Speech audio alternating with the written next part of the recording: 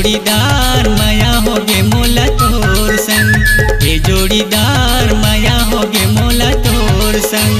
बोली मजादू दिल बेकाबू, बोली मजादू दिल बेकाबू, नैना मिला ले रे मोर संग।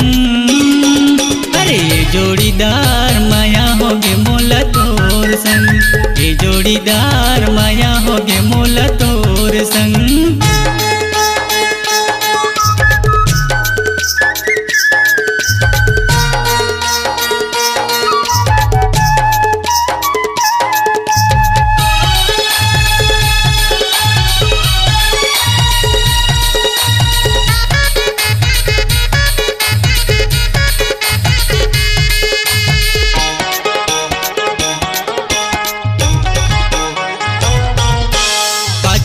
तोरे घूमते रही तो बन के तोर दीवाना, माया होगी ता ये गोरी आके दिल में समाना।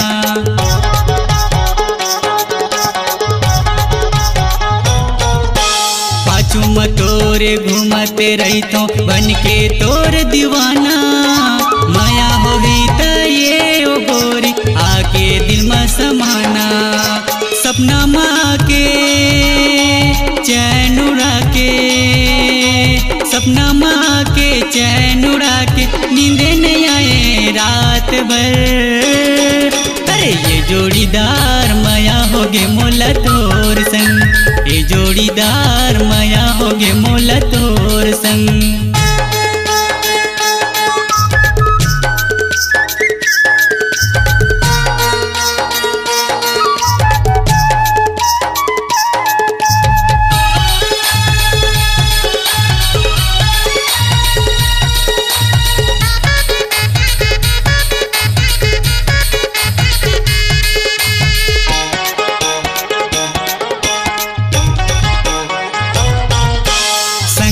तोरे रंगाले रे मोला रंगमा तोरे रंगाले, जन्म जन्म के बंधना ओ गोरी मोर संग तय बंधाले।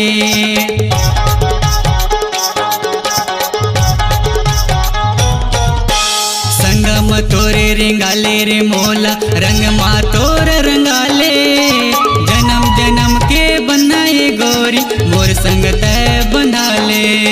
जोड़ी बना ले राजा बना ले, जोड़ी बना ले राजा बना ले, देव के धर लेते अनंत संग। अरे ये जोड़ीदार माया होगे मोला तोर संग, ये जोड़ीदार माया होगे मोला तोर संग। बोली मजादू दिल बेकाबू, बोली मजादू दिल बेकाबू, नैना मिला ले रे मोर संग। अरे ये जोड़ीदार माया होगे मोला तोर संग, ये जोड़ीदार माया होगे मोला तोर संग, ये जोड़ीदार माया होगे मोला तोर संग, ये जोड़ीदार माया होगे मोला तोर संग। छत्तीसगढ़ी सांस्कृतिक लोक कला मंच सौरेंगी गोरी, ग्राम चकलाकुंडा, नवागढ़, जिला बेमेतरा की शानदार प्रस्तुति। कार्यक्रम संपर्क मोबाइल नंबर 8819978811।